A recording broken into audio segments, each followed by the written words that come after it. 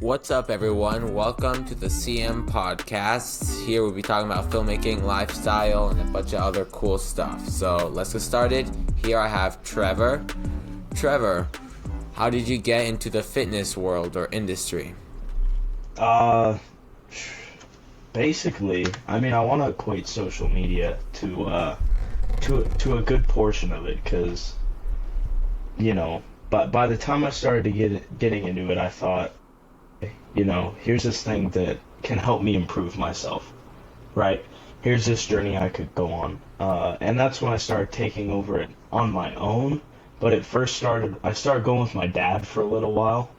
Uh, we would both go to the gym. We both had memberships to EOS Fitness, and I'd go like once a week. And then I was off and on and stuff, and then COVID happened, and I'm like, great, what am I gonna do?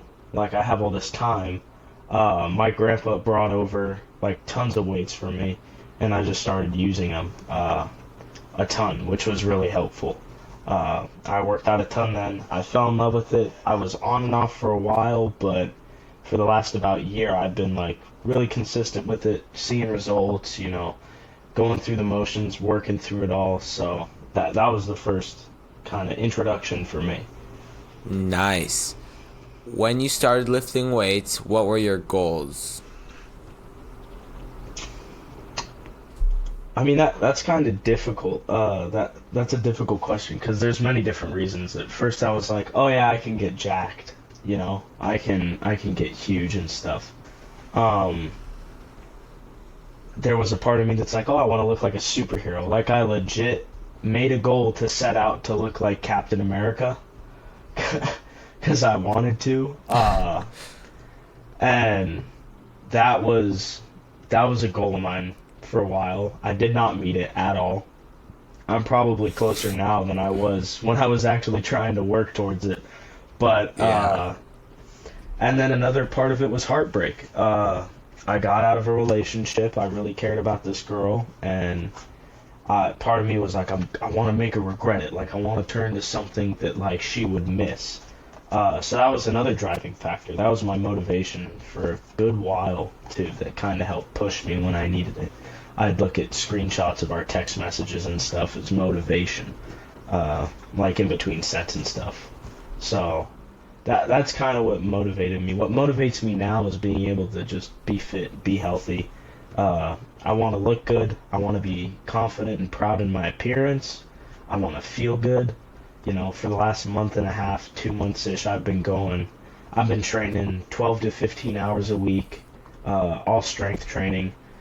And, I've been sleeping good. I've been eating good. Like, I feel better than I ever have. And my motivation is just to be able to protect, provide, support myself, feel good about myself, and all that stuff.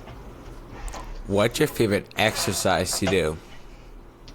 Oh, exercise? Are we talking like, okay, form of exercise, or like favorite split to do when I'm working out, or muscle group to work? Like, what are we talking specifically? Favorite muscle group? Oh, muscle group? Probably biceps. Biceps or back. Nice. Mine is probably chest. Probably chest. What do you do specifically? You know? So I know I do bench press. I do incline dumbbell press. I kind of have splits, like, so I work out 4 days in a week. Then 2 of the days are for upper body, 2 of the days are for lower body. Okay. So the different workouts for the upper body on the 2 days. So that's gonna be Monday and Thursday, and then Tuesday and Fridays for lower body. So like legs and abs and Okay. quads and stuff like that. How many hours would you say you're training in a week? Uh, like every session is about an hour and a half. So whatever that would equal to. 6 hours-ish a week? Yeah, around Yeah. that. My minimal gym sessions right now are about 2 hours. I spend about 3 hours on legs and chest. Uh, and so I split my workout split is anywhere from 4 to 6 days a week. This last week I worked out 6 days a week. because I knew I was recording this, so I'm like, let's hit it, gotta make up because I'm not going to be in the gym today. So I went yesterday, and that was 6 days. Wednesday was my only rest day. Typically, I have 2 to 3 rest days, Sunday, Wednesday, and sometimes Friday, depending on what I'm doing. But basically, my splits are back and bicep. I work in triceps wherever I can, wherever works best, because sometimes that's one of my faulty areas, somewhere I need to work on. And, something important for people to always remember is that, like, if you have a specific muscle group that you want to work on, it's okay to incorporate it into almost all of your workouts if that's something you feel you need to improve on, as long as you're getting proper rest and recuperation for that muscle group. So I throw in triceps with my shoulder day, which is shoulders, triceps, just dedicated. I throw in triceps with my chest day, whenever I can. So I have back bi, I have chest, core, cardio, and then sometimes triceps on that day. I have shoulders, triceps, and then I have a complete day for legs, which is 3 hours dedicated to everything from my hips down that I'm working. Just rigorous, like, keep going. I train high intensity, reps till failure, like tough stuff, because that's how I see the most optimal results. I can send some pictures your way if you want them of transformations just in the last 2 months based off these training style and regimen and stuff. Where you see like actual results quickly. I've put on 8 pounds of muscle in the last month and a half with this training routine and everything. Yeah, which is pretty insane. Noticeable size difference in my lats, shoulders, biceps, forearms, even my quads and stuff. So, but favorite group would definitely be biceps and back. I love a good bicep and back day. Nothing hypes me up more. Like, it's not like leg day sometimes. Like, I'm sure you get into the gym and it's leg day and you're like, oh my gosh, why do I gotta do this? Like, I don't want to.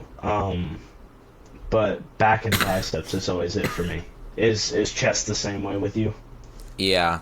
For back, do you do deadlifts?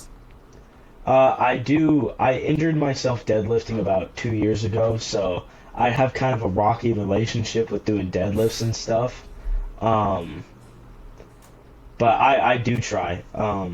I do try occasionally, but mostly I focus on my upper back more than my lower back just because of my injury, which makes it hard to do certain things. But I make sure to work it well enough to where I don't have uneven muscle growth or, patterns and stuff like that.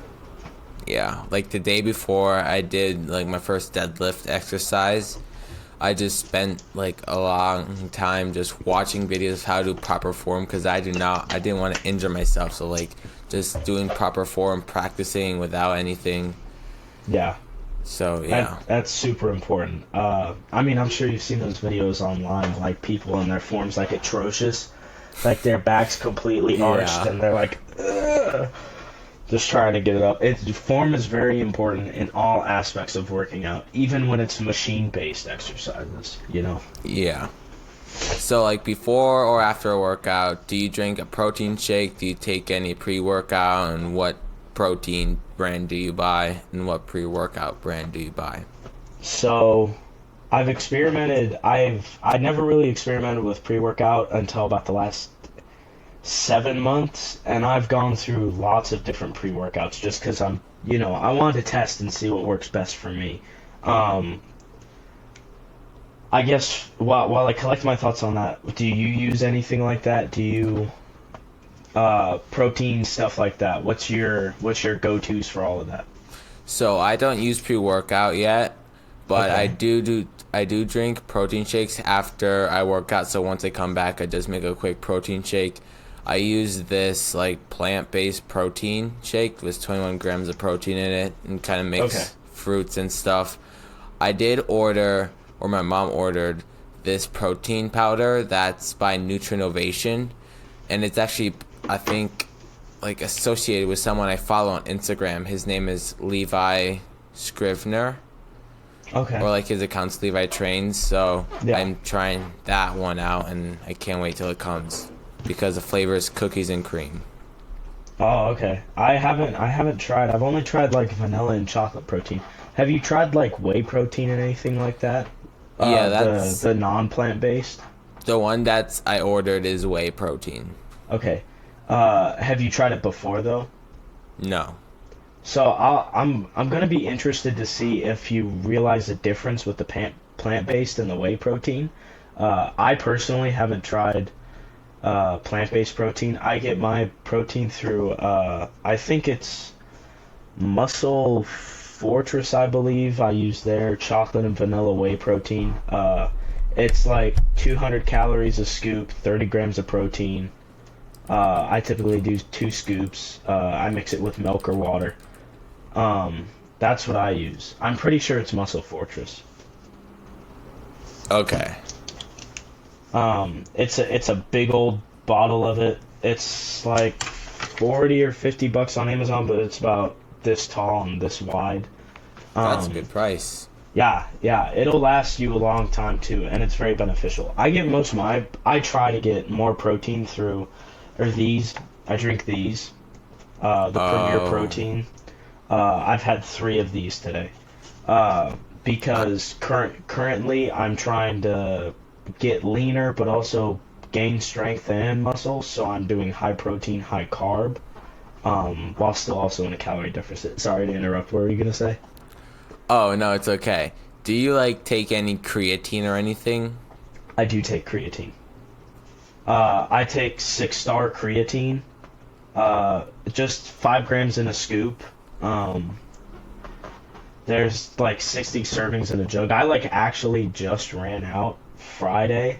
I also ran out of pre-workout, so the last couple of workouts have been kind of rough. If I'm not able to get, if I'm not able to get pre-workout, I'll have like an energy drink. Cause here's my thing: when the pre-workout game's very dangerous. Like I'm sure you've educated yourself like pretty well on the pre-workout effects, and if you overload yourself with too much and then need to detox with stuff like that. Have you? Yeah. So it's a very dangerous game you kind of play, because I know me personally, sometimes I worry like, oh, if I stop taking this pre-workout, am I going to see difference in my performance? That's when you need to do a detox and stuff, and you need to clear your system out from that pre-workout and everything like that, and just kind of get used to doing those raw workouts again. Just, if I use pre-workout, it's primarily for one, energy, because I'm working out after an 8-hour school day. Typically it's towards the evening, and I'm doing it for 2-3 hours. So that's pretty high intensity. So I need that energy. That caffeine gives me a little boost. Do use caffeine in moderation because it can mess you up. My personal threshold is 300 milligrams of caffeine. If I surpass that, it does mess with my nervous system and give me anxiety. But fun fact enough, the human body only takes about 60 milligrams of caffeine into the bloodstream, and the rest just gets basically it's gotten rid of through waste in your body, through your bodily function. But again, that little boost, it gets pretty good into the bloodstream when you're working out. So if I use it, it's for the pump. I'm sure you know about the pump. You're feeling good. Your muscles are just filled with blood, and they're fueled with so much energy. That's why I primarily use pre-workout.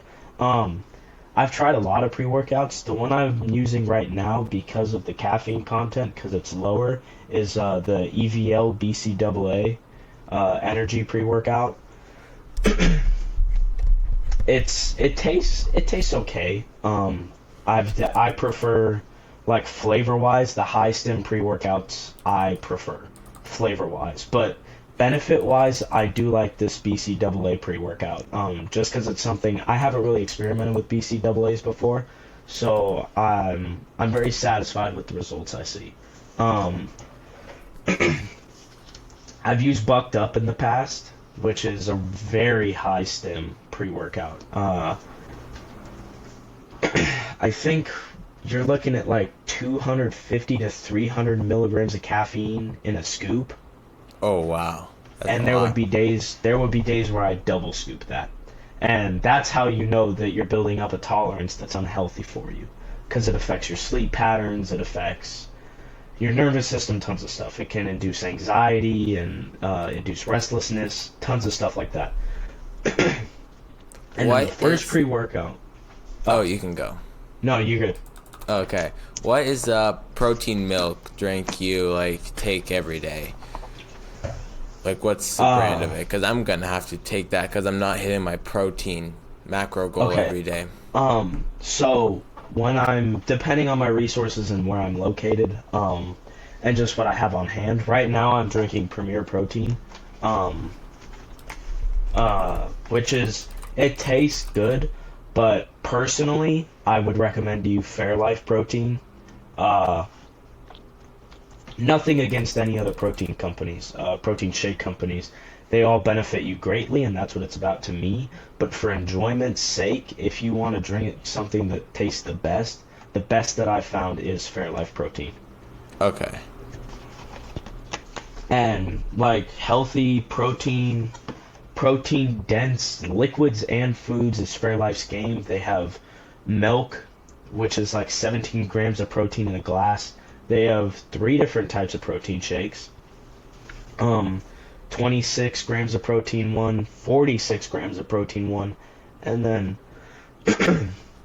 a 30 gram of protein one. But I love Fairlife. I drink that stuff instead of water if I could. What do you do to stay? Oh, you had anything else to No, say? you're all good. I was just Okay, the what? first pre-workout I ever experimented with was Alani, the energy drink Alani. They released a pre-workout. I used to have a friend who worked at One Stop Nutrition, and he would be my hookup for supplements and stuff. Oh, Because Preston. again, yeah, because I wanted to try that stuff. I've tried ashwagandha. I've experimented with vitamins and stuff. Never any steroids or anything like that, because that wreck your body, and especially at this age too. Um, Yeah. we've still got so much life ahead of us. The risk versus reward is not worth it. Um, but yeah, that's about it. I do take creatine and stuff. I have a list of my vitamins that I take almost daily, that I can find if you want me to read off later in the episode. Okay. But yeah. What do you do to stay consistent with your workouts when like life gets busy? I think, in all honesty, when before I started going super consistent and I put on all this weight through muscle and stuff, I just wouldn't go. And that's terrible. But I'd make these excuses for myself, like I'm too busy, I don't have time, I have to do like all this stuff, and I have to juggle school and family, like I have no time, but I'm doing all those same things and still managing to go to the gym for 2 to 3 hours a day. So like, unless you're like physically not able to get in the gym, even if it's for like 30 minutes, like head over there. Showing up is probably the biggest part of the battle. Like, getting yourself up and being like, oh, great, I have to do this. Like, there's been days where I just don't want to at all. Like I've said, I don't know if I'm going to have the energy to go to the gym today. But I end up going anyway. I'll run into friends or something. I'll meet someone, I'll talk with them, and they'll motivate me. They'll give me motivation, and that'll carry me through the workout. Best way that I personally stay consistent is just when I'm waking up in the morning, push-ups, sit-ups, some jumping jacks, some body weight squats, just to make sure those muscles are still moving. If you're not going to start losing muscle mass and your gains in the gym until about 2 weeks, with very low activity to those muscles. And what can speed up that 2 week process is if you're not getting sufficient nutrients. That will speed up and fast track that process. But if you're getting sufficient nutrients and you're letting and you're kind of like using those muscles again, like body weight squats, push-ups, sit-ups, that kind of stuff. It's not going to be, you're not going to have to worry about losing your gains as fast. Find what weights you can. Find something heavy around your house that you could curl or something, or that you can, hold and squat with, If you're really that limited, a kettlebell, something. There's a lot of stuff around your house that you can use as weight. And it really just comes down to, like, what stuff do you actually have access to? Like, get creative. Think outside the box. There's stuff all around you that you can use. You just got to look at it with that frame of mind. What about you? I go in the morning, so I really, like, if I don't go, it's usually because I have something really, like, that I need my sleep for, but that is not, like, I'm mostly not doing that, so I usually just always go in the mornings. I've only skipped when, like, I've woken up super early, or I mean super late, like at 7 or 8, or late in the morning, because I go at 4, so that's when the gym's like all empty and dreamy. Even at 5 it gets super busy and like you cannot get anything. So I like going in the mornings. Yeah, sophomore year of high school, me and my dad used to wake up at 3:45 every morning, and we'd be in the gym by 4:15, and we'd work out till 5:45 and then head back home. And that was hard, especially in the winter. It's all dark out, it's cold, you just want to stay in bed, but you gotta, part of having somebody who goes with you is that they motivate you, and they make it so you keep pushing, and that helps you get in there and stay consistent. Yeah, I'm usually the motivator for my dad. I always have to wake him up. Yeah. Like every morning I go and tap his shoulder and say, I'm ready to go. And he's like, oh. But yeah, I wasn't that motivated. If my dad wasn't out there and awake by a certain time, I was like, you know what, we're just not going today. And I'd go back to bed for another 2 hours. That's what my dad, like, he tells me that whenever I don't get him, he's like happy because he gets to sleep. What are some fitness influencers or athletes you follow for inspiration? Number one and personal favorite of mine, Max Taylor. Max Taylor lifts. He YouTube, Twitch, TikTok, Instagram. You'll know him when you see him. Yeah. He's from Young LA or one of their models. Yeah. I mean, I could talk for hours about influencers and people like that and that whole industry. I love it so much. So Max Taylor, Noel Dizelle, or how you say his last name? Dizelle is how I want to say it. Dizelle, oh yeah. Yeah, Noel Dizelle. Love him. He's positive. He's real with you. He's transparent. He's gone through some of the struggles that I have. Bless you. In life, stuff like that. Let me explain. Just kidding. Yeah, exactly. Like, here's why curling 320 pounds will benefit you. Let me explain. I love him. He's awesome. He's positive. He always puts me in a good mood. Stuff like that. If I'm looking for hype and motivation, I'm going to the Trend Twins. Oh yeah. Yeah. You know who I'm talking about. I'm in a big Trend Twins phase right now, because like they're so insane. Like, they're to that level that, like, yes, they still practice the same things in that industry as everybody else, but they're on like a completely different level. You know what I'm saying? Yeah. Whenever like I see an Alex Eubank video, they're always in his videos. Yeah. Them and Alex Eubank, they just started up a car channel. Oh wow. What is it called? With Alex Eubank. I think it's like Anabolic Auto Shop, I think is what it's called. Or Anabolic Auto or something. Oh, okay. That's cool. Something along those lines. I'm not... I know they have cool cars. Oh yeah, all those people do. Max Taylor had a 2021 Toyota Supra, and he put like a ton of time into it, and then it was involved in an accident and totaled. Oh. Now he's got a truck though. I know Alex Eubank recently bought a Supra. He has a Shelby GT500 too. that Yeah. he like modded and stuff. And then the Trent twins have Camaros. Yeah. Which I used to love Camaros when I was younger. I used to want a Camaro, but I hopped on that Supra bandwagon. I do want a Supra. Yeah. I love those. That is a sleek car with a nice body, nice. I'd love the Supra. I'm not the biggest fan of Alex Eubank. There's just something about him, and like no shade to him. Like he's doing amazing things. Like he's so many people's inspirations, and that's something that's so important. But at the same time, it's like I know he's denied it. I think, except for saying that he was on test, if I remember correctly. Oh yeah. And then Coach Greg called him out and stuff. I love Coach Greg, and then Derek from More Plates, More Dates, for breaking down more of the nutritional side and training side of working out, instead of these other guys who are just lifting heavy things, which again I still love. But Coach Greg and Derek really break it down, like really good for you. But if I remember correctly, Coach Greg said that in his opinion, Alex Eubank was not natty.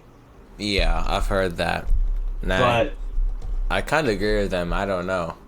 yeah, there's just something about him. He's very lean, and like you said before, like Alex Eubank being that lean for that long is not good for him. Yeah. It's not sustainable. It's almost like a ticking time bomb in a sense. But if I remember correctly, Alex did say that he did run a cycle of test. Maybe. Yeah. I think he said that. Is that correct? Oh no, let me look that up.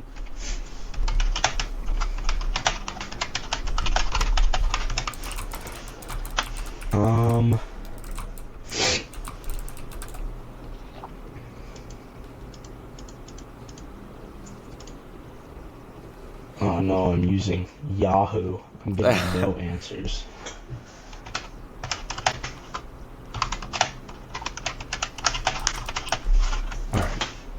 Alright.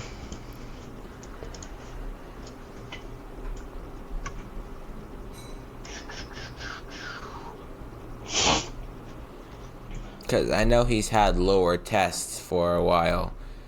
Yeah. And he's been like thinking of doing it. I think in one of his videos he actually said he did it or was going to do it. But I can't locate that video. If I remember that correctly as well.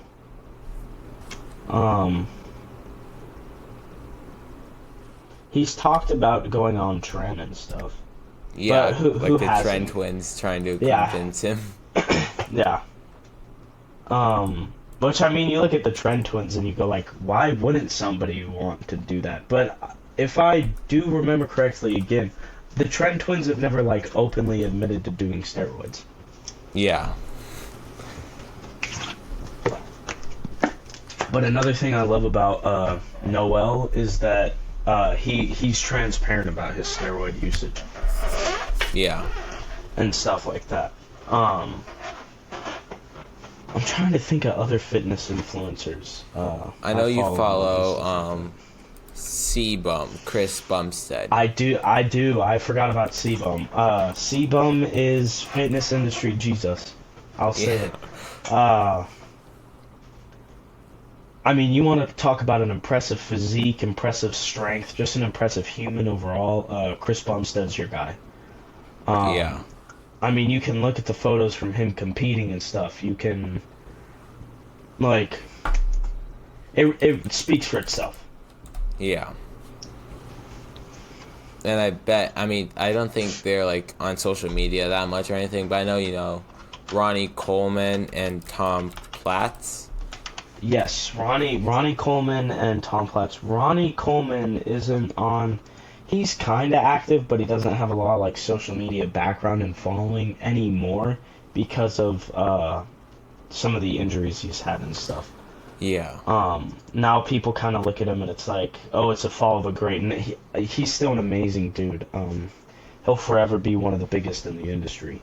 Tom Platz, I haven't followed much of Tom Platz except for listening to his stuff on, like, Training Till Failure and stuff like that. But Tom Platz is a big motivator as well, and his story behind, his competing with Mr. Olympia and everything. I don't know if you've heard it. But it's very interesting. And you definitely understand why he trains like he does, and the pain that he's felt on that journey. Oh yeah, I've seen a video on that. Yeah. But yeah, I mean, the fitness industry is so big. I would say that's one of the biggest industries on social media right now, if not the biggest. And maybe that's just what's being tailored to me, but that's, in my opinion, I do think that the fitness industry is maybe the biggest, has the biggest following on social media, more so than makeup or definitely less than like football and stuff, but again, social media staples, again, like makeup and stuff. What do you think are the biggest misconceptions about weightlifting or bodybuilding? That people are natural, that people get the way they do, without using steroids. I think there's certain misconceptions about training styles. I think there's certain misconceptions about, I have to take this pre-workout, I have to take creatine or ashwagandha or whatever. I have to have this to be able to see results and for optimal results. And sure, maybe they'll help you, but they're not going to be the determining factor. I think a lot of it is caused by people not being transparent about how they got to where they were, and just people popping up and being like, oh, this guy's a six-pack abs and is like, has a crazy stomach vacuum and like is insanely aesthetic, but they don't look at the journey, so they end up beating themselves up and investing more than what's healthy for them, to try to look like that person without knowing their full story and their full background. Nice. What about you? What do you think? I think one of the biggest ones is like, if you start lifting weights when you're like young teenager, you'll like get growth stunted. You'll stunt your growth, and that actually is partly true. If you like injure one of your growth plates, you will get stunted. Yeah, that's what I was too heavy with bad form. So you want to make sure you have good form, and not go too heavy on the weights. Definitely. That's exactly what I was gonna say when you mentioned that, like, if you train too young. I actually equate where I am strength-wise and physically to lifting in my younger years. One of another big pushes for me that I forgot about, which was really important, was that in middle school I took weights class. I took a year and a half of weights, and that was when I was, my body was changing. I was in peak puberty. Like, I'm filled with hormones and, like, all this testosterone. And, like, where does it all go? And then for an hour a day, I'm, like, pushing it through my muscles and my body. And I think that set me up to where, like, my hormone displacement and movement was like, oh, your muscles, Another thing that I was just reminded of in my crazy mind is genetics. People think like, oh, it's all up to genetics. Like, this is my genetic cap. Like, I can't do more than that. Especially like calf genetics and stuff. Yeah. Which some things are based down to genetics, but it's more specific things. Like the head of your bicep and your bicep separation. That's genetic. There's certain muscle gaps that you can't train, but just because, like, okay, let's say your parents are super thin, that doesn't mean you can't get big and muscular. Or let's say that your parents are on the heavier side, that doesn't mean that you can be shredded, that you can't be shredded and aesthetic, Like, genetics do play a factor, but they're not a limit. Yeah. And it actually is easier to get shredded when you're fat than when you're thin, because when you're fat, you got all that fat you could turn into muscle by working it out. When you're skinny, you have to eat, and then you have to turn it into muscle. So it's it's a less step. That's definitely true. With my fitness journey, I definitely had it easy in that aspect. The heaviest I ever was 230 pounds.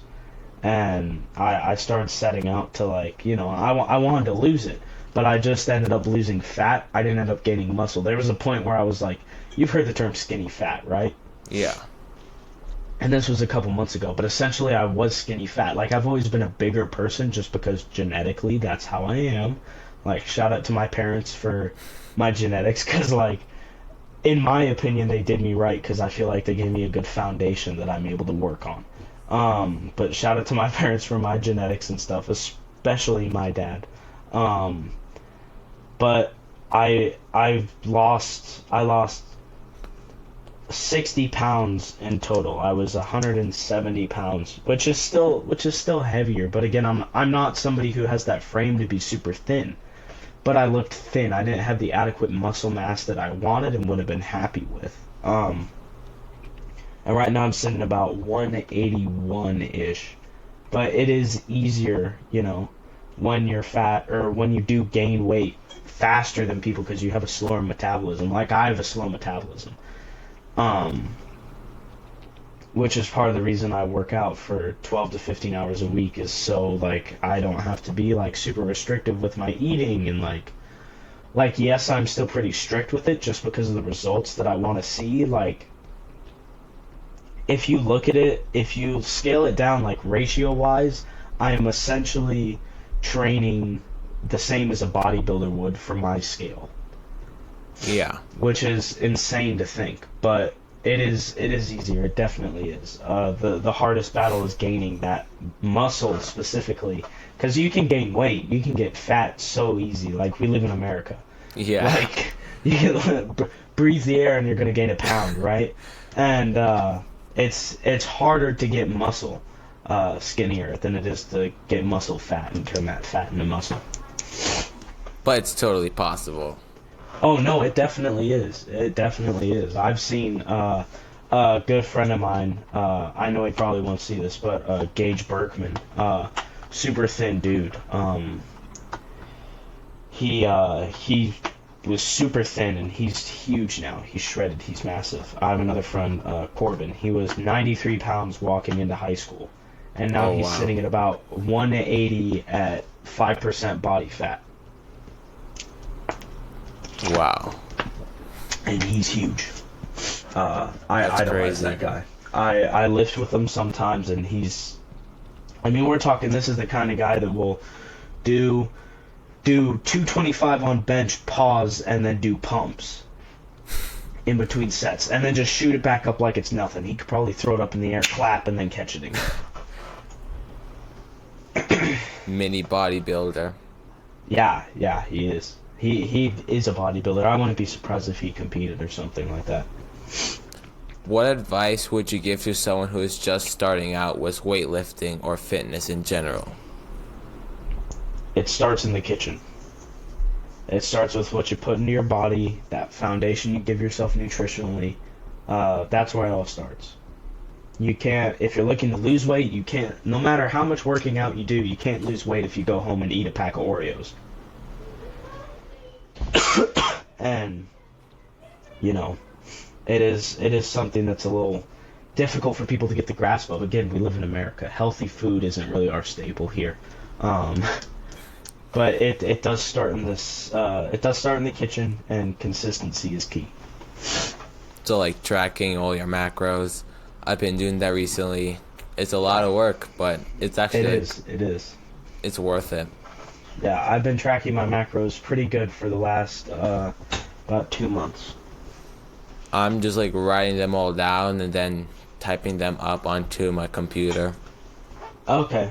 I use MyFitnessPal. I need to get that. That, like, it's way easier. Very helpful. It's very helpful. Does it, like, can you search up food and its calorie count, nutrition facts on it? Yeah.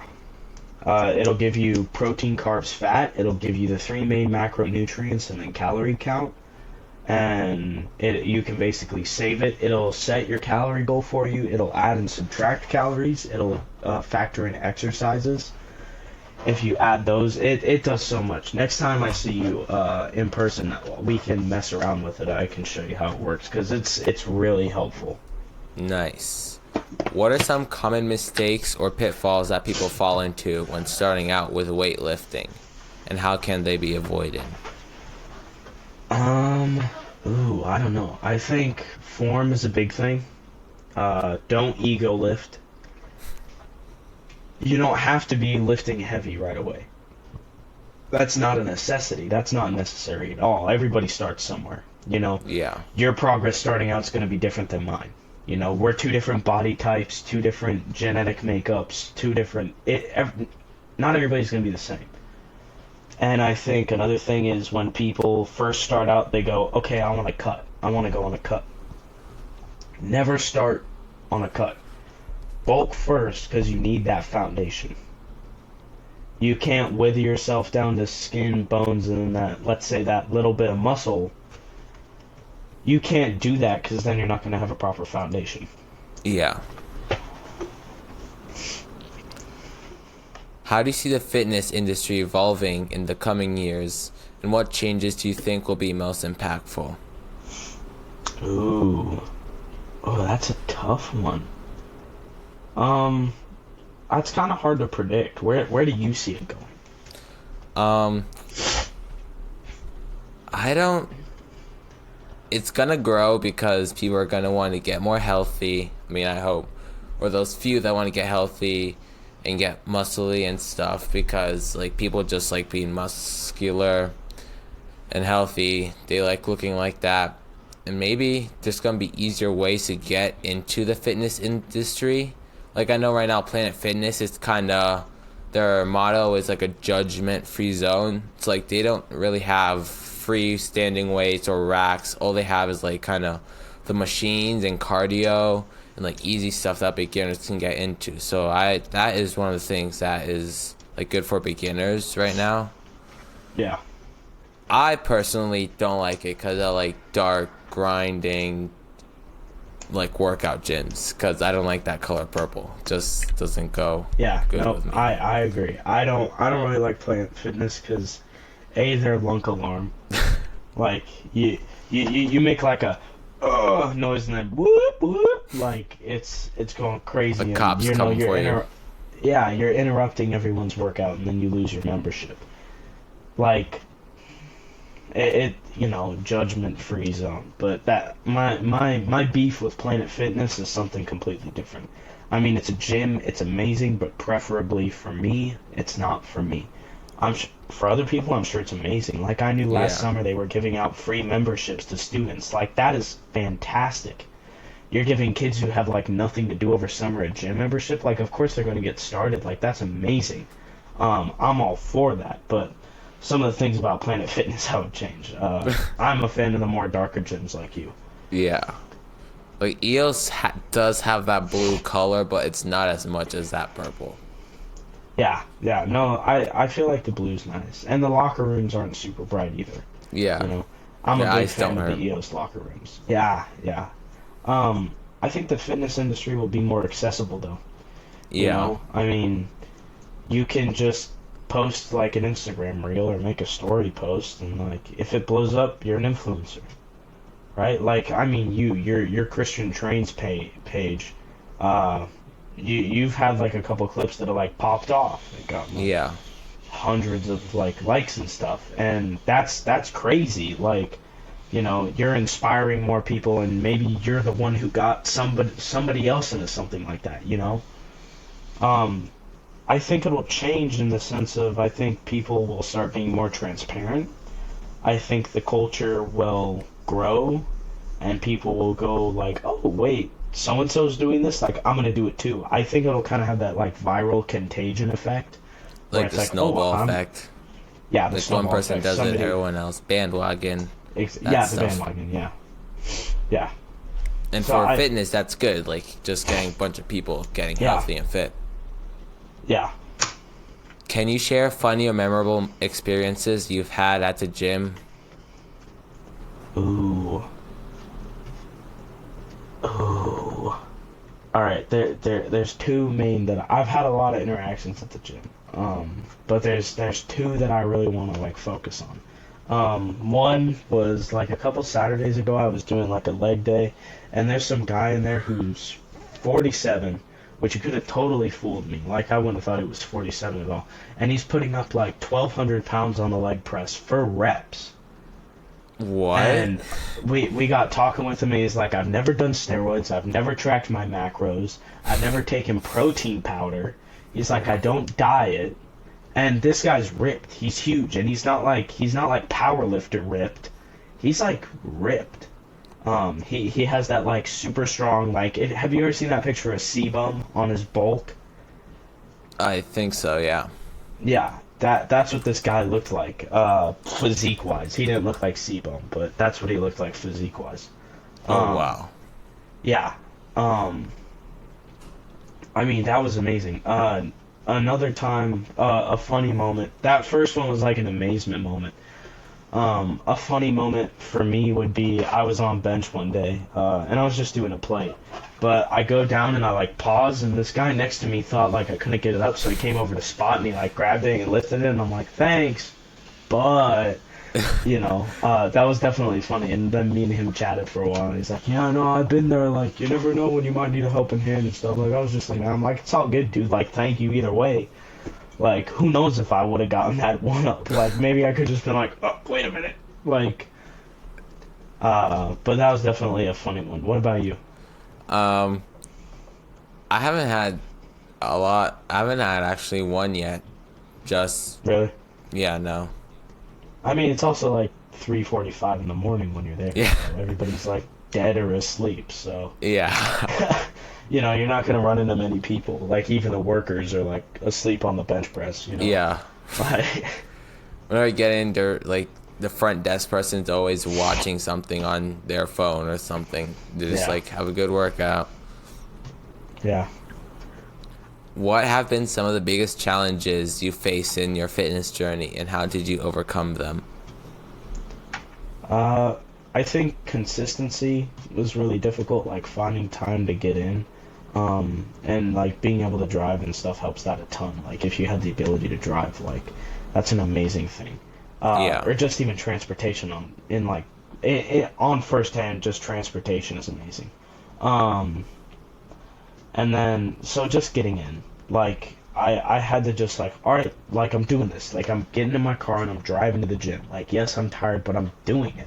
Like, getting yourself up and in there, and then like fighting like your urge to eat like everything you want. Like, think about like I'd eat a ton of stuff and I'd feel terrible afterwards. Like, what's the point? Like, I think like, oh, okay, like, I'm not gonna want to feel like this after I eat things. So having that forethought is something that's important. And another thing is like body dysmorphia, being like, oh yeah, no, like, I don't look good. Everybody starts somewhere. Everybody has a different journey and a different story. Everybody's unique in their journey and everything, and that's something that's important to remember. How do you see your fitness fit into your life in the long term, and what role do you hope it will play? I mean, I hope it's something like this that I can keep up, 12 to 15 hours a week. I enjoy it. I hope I get even more fit, gain more muscle, become more defined.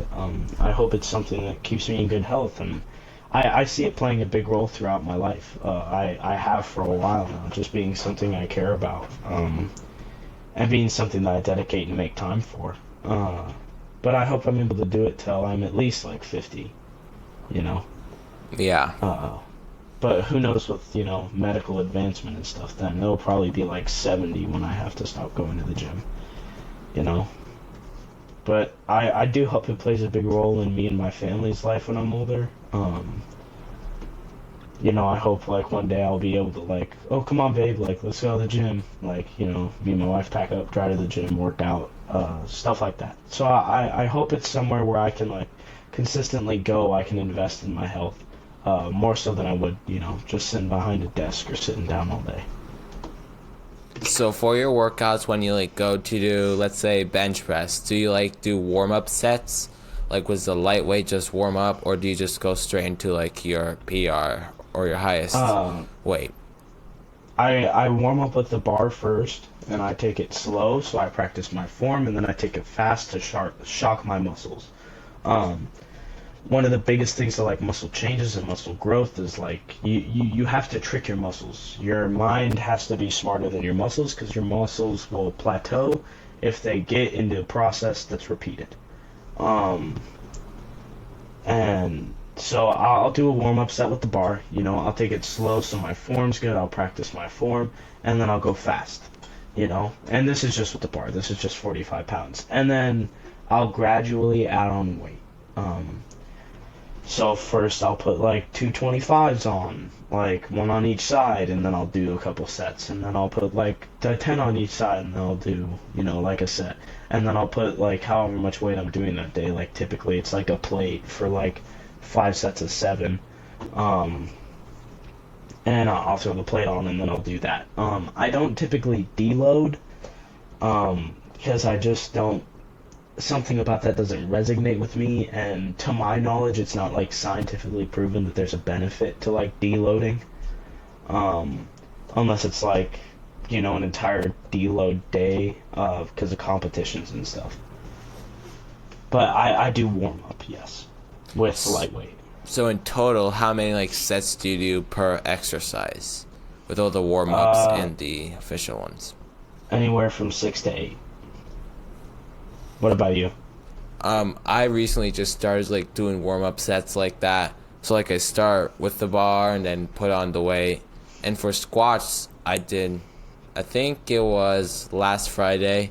For squats, I did like bar and then went up and up and up until I broke my PR. Okay. Which was nice. Sweet. Squats like right now is probably my favorite exercise to do on leg day. Really? I hate squats, but they're necessary. Yeah. And like I recently found out that like running shoes aren't good for the gym. Running shoes have lots of cushioning because they like off balance. They give you mess with your balance, which is not good for like deadlifts or squats. That's where I wear either Vans or I wear my Nike Blazers. I wear my Air Forces. I used to wear my running shoes, but then started wearing my Air Forces, and it was better. Yeah. Even though they're like all different types of colors, but I'm like, I don't care. It's in the morning. Yeah. Nobody cares. Yeah. Yeah. Well, we're coming up to 52 minutes. Alrighty. Do you have anything you want to talk about? Any advice or anything you've experienced? I mean, my advice would be just do your research. Do your research before getting into anything, but specifically do your research when it comes to protecting and nurturing your body, as well as treating it how it should be treated. Do what's healthy for you. Don't just jump into something and go, oh, like, why not? Just because. I'm sure you've researched stuff totally. Research every supplement, every exercise. Learn to do things properly, and that's how you will see the most growth. The more knowledge is power, like legitimately. The more knowledge you have, the more results that you see. I'm seeing so much results in myself right now because of how optimally I am working. So do your research and stuff. There's one question I want to ask you, and this is a topic I've been thinking of all day for some reason. But what's your opinion on, like you said, you use vegetable protein, or plant-based protein, not vegetable protein, plant-based protein and stuff, instead of whey right now, but you have whey protein on the way. What's your opinion on substitutes like oat milk products, almond milk, soy products? What's your opinion on that at a younger age, like somebody who's still developing, so under the age of like 20, let's say?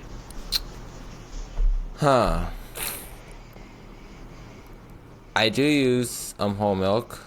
I don't really use any substitutes besides the plant-based protein, which is now going to get switched. Yeah. As long as like the substitute, because sometimes they could have more calories, more of like the macros. Sometimes they can have less. Depending on your body type and like what your body takes, you choose between substitute or like real one, like whey or plant-based protein. What about in the sense of additives and stuff, like chemicals added to replicate taste or consistency and stuff? Like sugar and stuff, or just Yeah, other stuff like that. Like flavors. Like growth hormone and stuff. Like legit like chemicals and stuff. What's your thoughts on like the products with those and stuff? Like, would you recommend that even if it showed like optimal results, or if it was something that was like safe or something, backed by research? Like, would you recommend that, or would you recommend more natural stuff? You know, meat, eggs, cheese type thing. I would personally recommend more natural stuff just because it was made for your body organically, and like all the bioengineered stuff were made by people, and even though those are like it could be healthy for you and like the chemicals could be good for you, but like we were created with all the plants and food that were organic that we should be eating. Yeah, I completely agree. That's probably like the most optimal food to eat.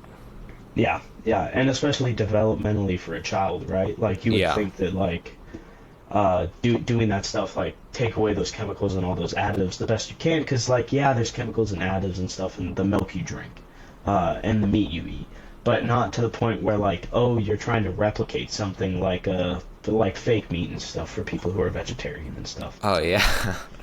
Yeah, Bill Gates like, doing his stuff. yeah. Like I wouldn't want to like give that to a child just because you don't know the long-term effects. Like that's stuff that's so new that the research isn't there to like back it. Yeah.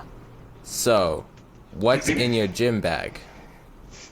Oh, what's in my gym bag? I got my lifting belt. I have a pair of jeans and a t-shirt and a change of underwear just in case I need to change and I'm on the run. My car keys, my wallet, my earbuds, some supplements, and sometimes a like pre or like mid post workout snack. Do you just use like a regular backpack? Yeah, I actually have it right there. That's my gym bag right there. Nice. What lifting belt it's brand just a do you regular backpack. use, and like what type of lifting belt is it? It's legitimately, it is a old-fashioned leather and metal lifting belt. One that's probably from the 90s. It has like lots of wear and tear on it. Like I don't even know if you can read if there's a brand anymore on it. But lifting product-wise, honestly, I'd recommend Raw Gear or Young LA. Just for like quality and like research back and sustainable stuff. Yeah. I just got a lifting belt. Maybe Dad got lifting belts. He had to return his because he got a size too small. But I got it from Gym Reapers. I don't know if you know that brand. Yeah, I know Gym Reaper, yeah. Yeah, got one of the 10mm single prong tan belts. Okay. Mine's double prong. I know, like, all I know about double and single prong is just that they're harder. Double is harder to put on. Very. Yeah, especially with old leather holes in mine. And then the metal prongs, it's like it's very difficult to do. Like, when you're putting them on, do you just suck in all your air, tighten it to its tightest, or do you, like, just suck in a little bit and tighten it? I suck in a little bit and tighten. Okay. Because you want to be able to breathe through. Yeah, like, I don't want to just, like, squish all my organs and then, like, lift heavy weight. Like, that does not seem optimal to me at all. Because your muscles need oxygen, so you want to make sure they're circulating. Yeah. So you just suffocate yourself. Yeah. That's not very ideal. It's not very anabolic. I know you like wear Young LA, but what other type of gym clothes brands do you wear or support or like besides Young LA? Because I know you're a big supporter of them. Yeah, specifically like Young LA. Like I'm Young LA exclusive.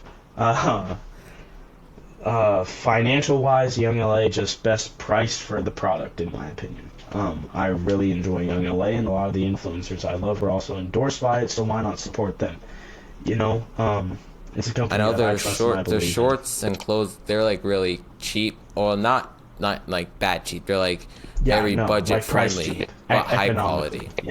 Yeah, exactly. I'm looking into getting the pigment shorts, pigment wash shorts, something like that. Yeah.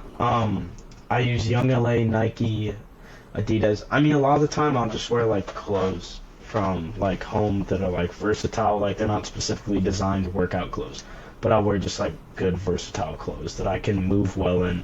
So like a pair of sweatpants and a t-shirt, and then I'll wear like a muscle shirt under as like a pump cover if it's like arm day and stuff, you know? Like in the winters, I started just wearing joggers, like black joggers. Yeah. And then just a black sweater, like going grind mode, like fighting demon mode or something. Yeah. But now since it's summer, I don't want to wear that, or else I would like die of heat exhaustion. Yeah, I still do the sweatpants and stuff. I'm just more of a fan of working on sweatpants than shorts. I don't know why. I think it's because I'm kind of insecure about my legs and I want bigger legs. Like, by no means do I have small legs, but like I have good average legs, but I want like big legs, you know. So until I achieve that goal, you know, I won't wear shorts much in the gym. You're hiding your strongest weapon. Yeah, exactly. Yeah, that's exactly what I'm doing. Yeah. Yeah. Don't want to show off. Yeah. Being humble. Exactly. Yeah. I want to make everybody else feel good. Yeah. Just like Planet Fitness. Yeah. Mm-hmm. Well, we hit the hour mark. It was good talking about working out in the fitness industry. Yeah. Hope you had a good time, and thank you for hopping on. Did. I hope you did too. Thank you for inviting me. Hopefully this podcasting takes off for you. This is a really good industry to be in, profit-wise and just entertainment-wise as well. Yeah. So hopefully you reap the benefits of this. I'm excited to see where this goes, and thank you for having me as the first guest. You're welcome. Bye. Alrighty. Thank you for having me, man. We'll see you. Have a good day. You too.